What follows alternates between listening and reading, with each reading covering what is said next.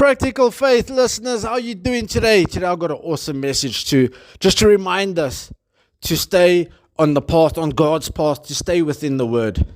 I mean, we can all agree we've all made mistakes.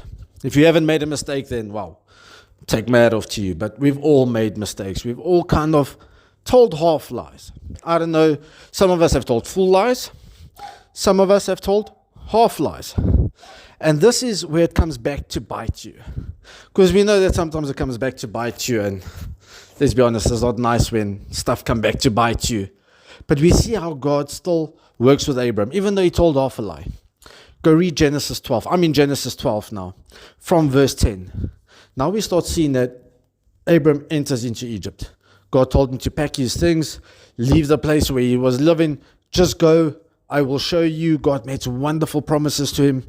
Just before chapter 10, he makes a wonderful, not chapter 10, verse 10, he makes a wonderful, wonderful promise here, where he says, to your offspring I will give this land, to the offspring in the great tree of Moreh at Shechem.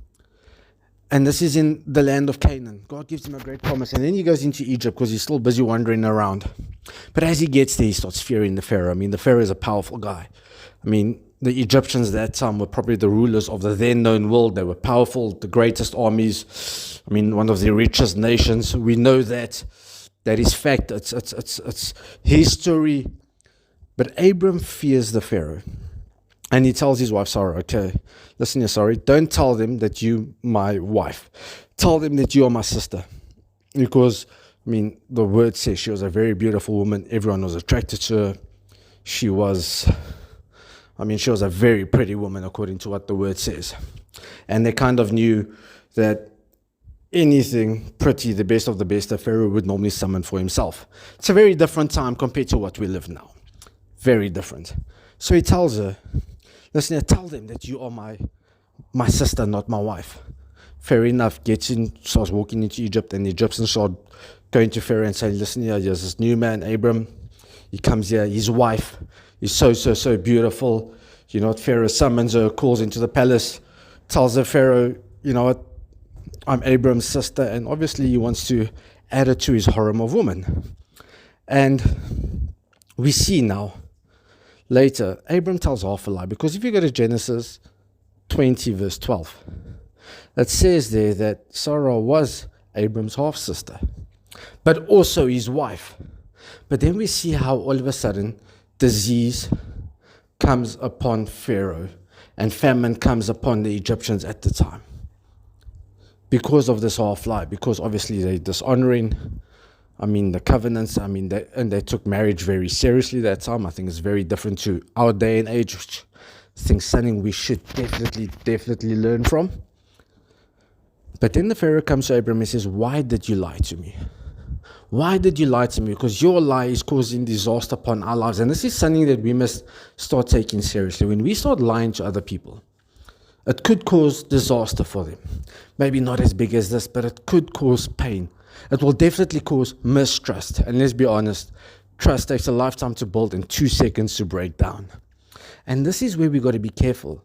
Yes, Abram profited short term because, he was seen as Sarah's brother, and obviously the king had the most beautiful woman in the land in his possession, if we can put it at that time. Again, very different time, very different age.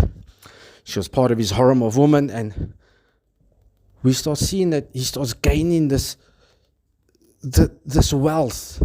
Obviously, he probably got lavished with cows and sheep and gold and silver. He had the king's favor, he had the Pharaoh's favor. But then he gets chased out. And this is one thing where we should start doing it. Well, today's message is a twofold message. First of all, lying? No. But God didn't really trust, or Abram didn't really trust God here. Why did he have to lie to the Pharaoh?